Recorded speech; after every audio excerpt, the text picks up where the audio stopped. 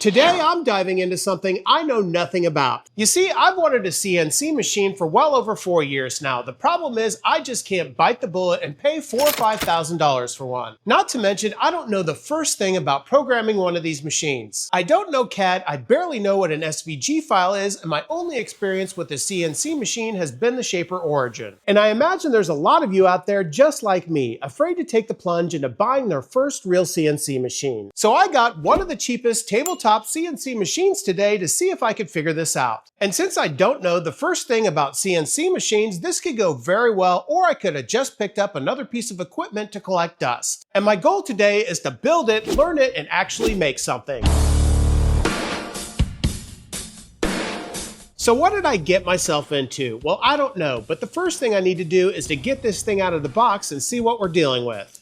Well, I'll have to admit I'm a little less intimidated by this thing now that it's out of the box, as there's not as many pieces here as I thought there would be. But there definitely is some assembly required here, so let's get to it and start to assemble this thing. And for this, I definitely think I'm going to need my spectacles. So as I said earlier, there's not a whole lot of parts here, which is really impressive for a complicated tool like this. In fact, most of the work involved attaching the mounting plate for the router to the machine itself. And once that's attached, it even comes with alignment pins to make sure that you have everything attached correctly. And after adding a couple of bolts in the router, this thing is beginning to look like a CNC machine. And one of the last steps is to simply add the electrical from the mounting plate to the machine itself. And after that, we can simply attach the power cord, and this thing is essentially complete. Now, I think I hyped myself up way too much about this machine, as when I got into the instructions, there was only about 3 or 4 steps to get this thing fully assembled. But now comes another part that I'm pretty anxious about, and that's actually connecting this CNC machine to my computer. And since I have no idea how difficult this will be or how long it will take, I'm actually going to load this machine into my Gator, take it up to my house so that I can work on it a bit. So I spent the afternoon diving into this tool, doing a bunch of research on my computer, and I even watched a few YouTube videos. And I even dove into this tool a little bit before I went to bed, just making sure that I could get as much information as possible. And honestly, things don't appear to be as difficult as I thought, so let's dive into what I learned. Let's start off by taking a look at the physical machine itself, as there's a lot going on here, but most of it's pretty intuitive.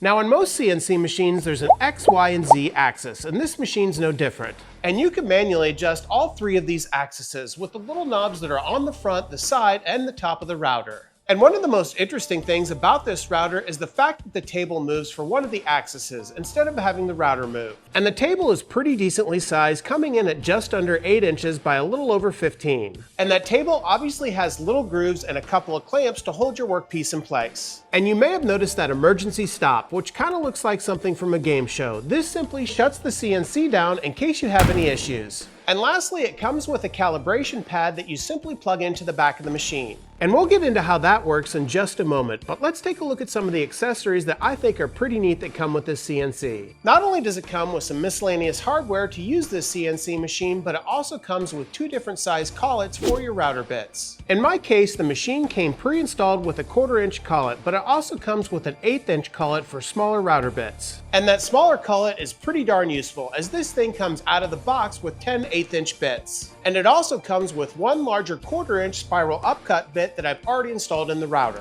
And that gives you a quick overview of everything that's physically going on with this CNC machine. But let's move on to our next task, which is actually to connect this thing to our computer, which is something that I'm intimidated by. Now, the nice thing about this unit is it actually comes with a thumb drive that not only contains all the drivers you need for this machine, but also a few test cuts. And the drivers are easily installed, and this machine is compatible not only with PCs, but also Macs. And once you install your drivers, it's then time to attach the CNC to your computer, and this is simply done with a USB-C cord. Then we can flip the CNC machine on and begin to figure out how we can control this bad boy. And this is probably the area that I was the most frightened about, as once again, I have no idea what I'm doing, but it turns out you use a software program called Easel. Now, unfortunately, this is a paid subscription software, but they do have a free 2-week trial, and that's what we're gonna go through. And honestly, connecting this machine was much easier than what I was expecting. You simply select your manufacturer, and then you can select the machine you're actually using. It'll simply walk you through the process of connecting your CNC with just a few small steps.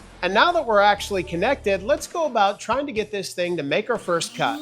And I'll be really surprised if I'm able to make this first cut without any mistakes. Now I did go into the Pro Library Design on easel and I found a simple smiley face, which we're going to try to cut out on a piece of plywood. So the first thing that I want to do is to secure that piece of plywood to the table of the CNC machine. And I'll do this by simply attaching the 2 clamps that are included with the kit. Now that we have that plywood firmly attached, I now want to go into the software and make sure that I have the appropriate router bit selected, in this case a 1/4 inch upcut bit. And I also want to make sure that I have my cutting materials selected as well. In this case, I'm going to select the birch plywood. Then it's just a matter of entering the dimensions of the material I'm going to cut. So the first thing that we need to do is to set the 0 point with the spindle. And in order to do that, we need to grab that little metal puck and place it right on top of our material. Then we're going to grab the alligator clip and place it right onto the collet of the router. And once this is done, we can initiate the cutting by simply pressing the carve button on the easel software. And this will just bring up a wizard to confirm the dimensions of your material and to make sure that your material is secured into place. And then once you confirm your bit size, you'll then get into a section called Work 0. And this is where we'll press probe and adjust our router bit so that it's directly over that puck. And then it's just a matter of confirming our position and raising that puck until it touches our router bit so that we can make sure that our connection is secure. And then we can start our probing where it's just going to make sure that it knows where that router bit is in relation to our material. Then we just need to remove that puck and that clip and we're just about ready to carve. Then we can turn the router on and keep our fingers crossed that this will actually work. Now surprisingly, this thing went on without a hitch. In fact, I was really impressed that I didn't have to interfere with this thing during the entire cut. All of my settings seemed to be appropriate and it started off with this mouth. Each pass taking just a little bit more until it had the appropriate depth of about 1/2 inch. And after it had that mouth done, it began the process of going around the entire circle to create the face of this smiley face. And once that was complete, it worked on the final features, which was the eyes. And I really enjoyed watching this process, with each pass making the depth just a little bit deeper.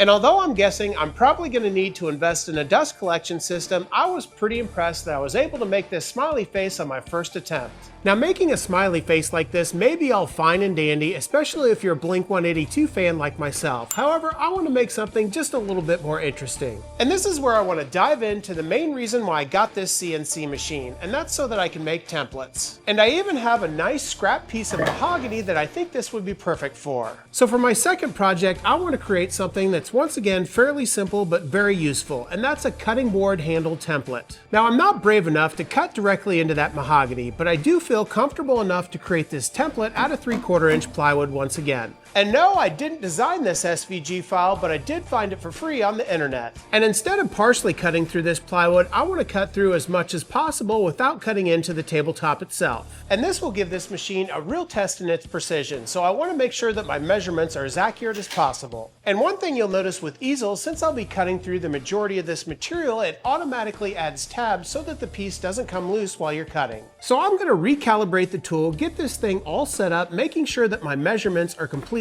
accurate, and then go ahead and carve out this template. And just like that, the machine aligned itself and began to cut out the hole that's directly in the center of the handle. Now this started off pretty well, but one of my main concerns with this cut was the circle in the very center of the cutting board handle. And this cut all the way through and that little knob shot off into the air, so I immediately pressed the stop button. And it doesn't appear any damage was done to the template, however it did nick a hair off the tabletop, so I need to make some adjustments on the computer just to raise that bit just a tad. And with my adjustments made, I can now reinitiate the carve and hopefully get better results. And this little adjustment appeared to work a heck of a lot better. It was first off able to cut out that hole in the handle so that it wouldn't fly off by cutting too deep. And the perimeters of this cutting board template work just as well. But I stayed very close to this machine just in case I needed to press that emergency stop. And luckily I encountered no issues. But the entire cut took about a half hour. Now this may look like it cuts extremely fast, but here it is in real-time motion. And once all the cuts were made, the spindle returned to the 0 point and then I was able to turn the router off.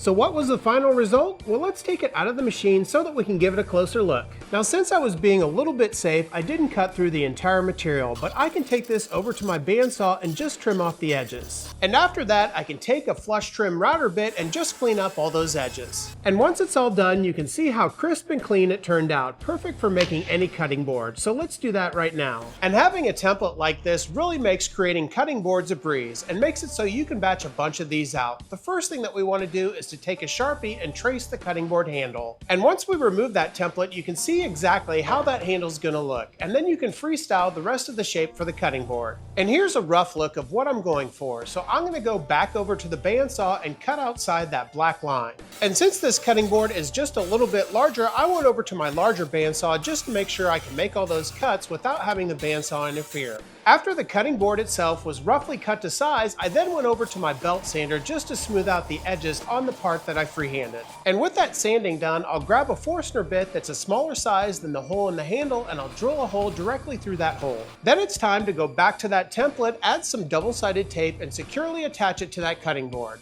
And now we can go back to the router and flush cut that cutting board's handle to the template itself. And it's this process that really makes this thing look like a cutting board. And with the template removed, this thing is just about done. All we need to do is to round over all the edges and give it a little sand. And after sanding, you can add just a little bit of Danish oil to the wood, and you can really see the beauty of that wood shine through. And nobody needs to know when they see this cutting board that I had a little bit of help from my friend, my brand new lunyee CNC.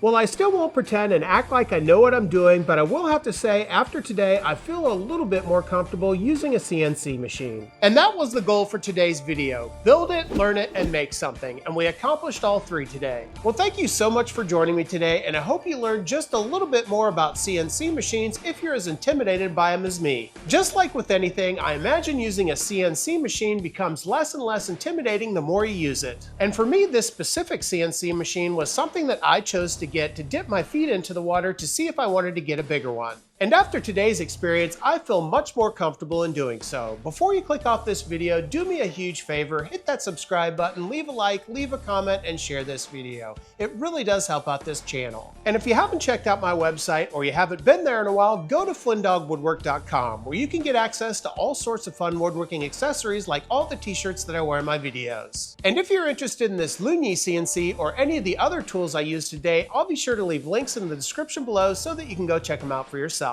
And last but not least, if you'd like to support this channel even further, check out my channel memberships where you get early access to all my videos as well as one member video a week. Until next time, take care as always.